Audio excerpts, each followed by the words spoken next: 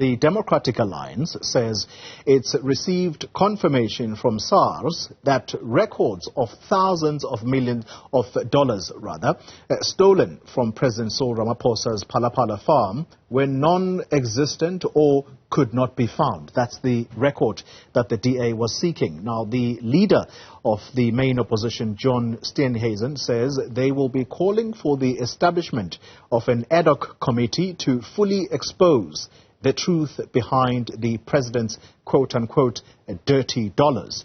Let's get more reaction now on the tax implications around this money that was stolen from the president's farm. And we speak to Professor Cathy Powell. She's an associate professor of public law at the University of Cape Town. Prof, good morning to you and thank you very much for your time. You insist on me calling you Cathy, so I'm going to do exactly that. Let's start with the president last night, not breathing a word of this during the cabinet reshuffle, but a statement did come from the presidency responding to the Phala Phala matter. But the reason I want us to start with President Ramaphosa and his wording yesterday during that cabinet reshuffle announcement, and he says, I have told these ministers that they must adopt a zero tolerance of corruption. Does it sound credible? Did he look comfortable uttering those words, given what had just happened earlier in the day? I must say that's the immediate thought that occurred to me too when I heard him say those lines. I can't comment on his internal state. I felt frustrated that there's still an elephant in the room. And it's an elephant that smells of corruption, and therefore you would expect him to address it.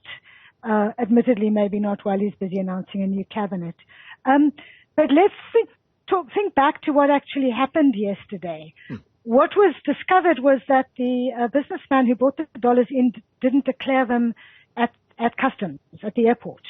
And while this makes the whole affair more unpleasant and the smell test gets worse, it doesn't in itself indicate that President Ramaphosa had any idea where the money came from. Indeed, that's one of the Ramaphosa team's complaint against the panel's finding, was that they speculated about where the money came from when it wasn't part of the actual charges.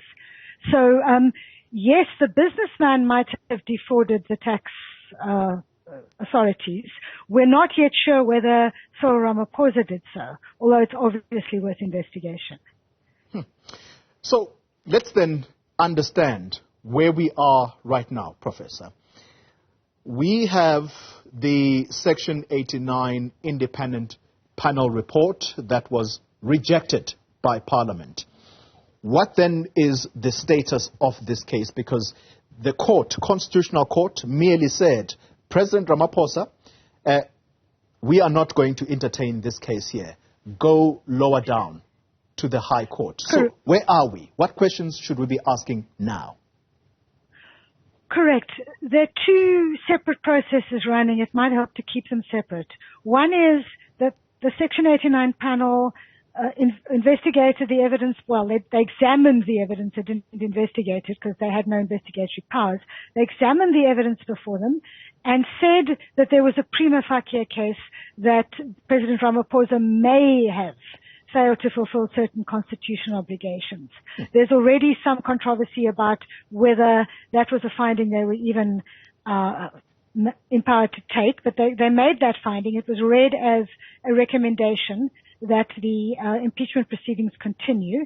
The National Assembly debated that and said, no, we are not going to continue with impeachment proceedings. That's the parliamentary process. So in parliamentary terms, no matter what subsequent evidence turns up, the impeachment process is dead. But then there is the judicial process. And what that consists of is an attempt by President Ramaphosa to get the Section 89 panel findings overturned. And for that, you try to go directly to the Constitutional Court, which is not where cases usually start. Only in exceptional cases are you allowed to approach the Constitutional Court directly. Usually you have to go through the whole ladder of high courts, through the High Court to the Supreme Court of Appeal and then to the Constitutional Court. So he tried to get to the Constitutional Court directly, and I imagine it was for two reasons. One is to try to clear his name as much as was possible, but secondly, to get interrogated whether the Section 89 panel actually did the job it was supposed to do, which is, constitutionally speaking, quite an important question. Now, the Constitutional Court refused to hear that matter as a court of first instance, but it could still snake its way through the ladder of high courts. Yeah. And for neither of these proceedings is yesterday's discovery that important. The one is, was the Section 89 panel decision correct, which the court has to decide, and the other one is, are we going to impeach him or not? And that was also based on the Section 89 panel. It's not based on subsequent evidence. Cathy, let's then examine where the president finds himself. So you've stated quite clearly the impeachment process is dead. I like how you dealt with that. Then there is the separate court process. The president has not indicated that that is indeed the avenue he is continuing to explore, except what we heard from the Concord, and that is that you have no jurisdiction coming here, at least for now. So here is what is at play right now, and that is that the opposition, they are saber-rattling around this issue. The EFF, very clear that, and I quote, it is an undeniable fact that $580,000 were brought into South Africa illegally. Surely the president cannot sit comfortably with that. He has to go on a particular step. Well, yes, I don't think he should sit comfortably with that. There was something very funny going on, and he may have known about some of it. But we good heavens, it's as though I sell something on eBay and get paid in money that turns out to have been the proceeds of the crime. That doesn't make me guilty of the crime. You know, I personally think something should be done about Phala Phala. I think Parliament should investigate it through its committees. But what is being built on the fact that the businessman who allegedly bought those buffaloes didn't declare his money on coming in is simply illogical. That cannot be directly connected to the person to whom he paid the money. Yeah.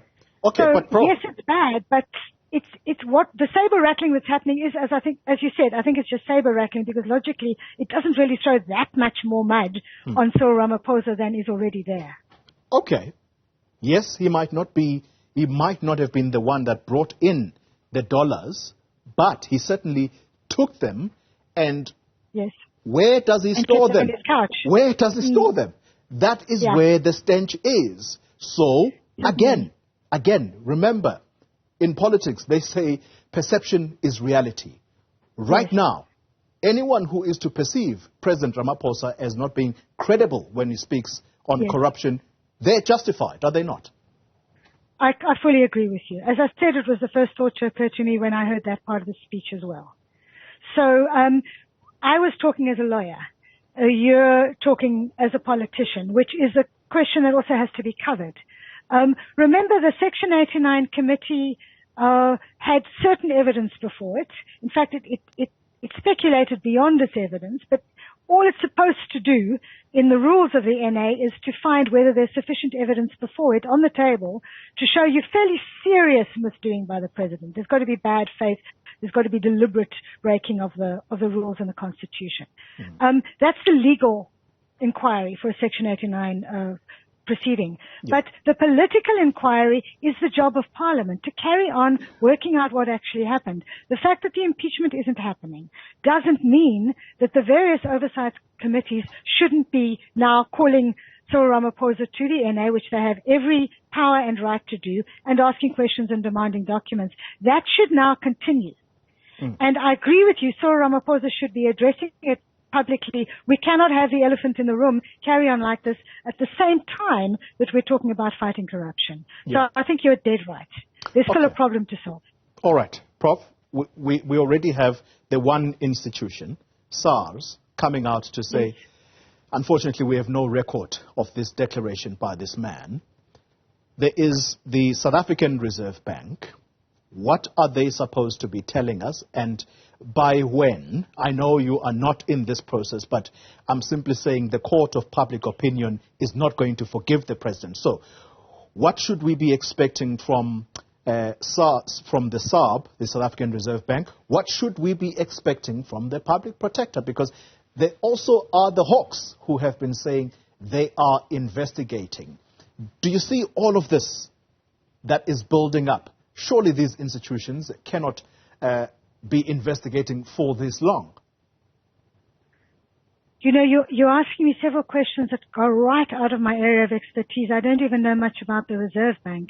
And the other thing you're asking is what the time limits are for particular investigations by the different bodies. And I think they are pretty elastic. But I speak almost as a layperson there because I don't specialize in those areas. I think it's more important politically that the public starts to see things happening. It's not true that nothing's happening about Phala Phala. The problem is it's all happening behind closed doors and we don't know about it. So until some results start coming out, we are going to feel, the public is going to feel, that the president's talking about fighting corruption, but he's doing nothing. Yeah. And possibly being corrupt himself, but he's doing nothing about addressing corruption in his own backyard or couch. So, I agree with you that there needs to be swift action. I don't know legally what is enforceable, but politically, the longer this carries on, the worse it is for both Cyril Ramaphosa and the ANC. Professor Cathy Powell, let me thank you very much for your time. And I'm sorry to put you on the spot, but it is something that we simply cannot gloss over. It's quite important. This president came on the ticket of anti-corruption, and we've got to hold him accountable for that. But thank you very much for your time today. Professor Cathy Powell there. She is the Associate Professor of Public Law at the University of Cape Town.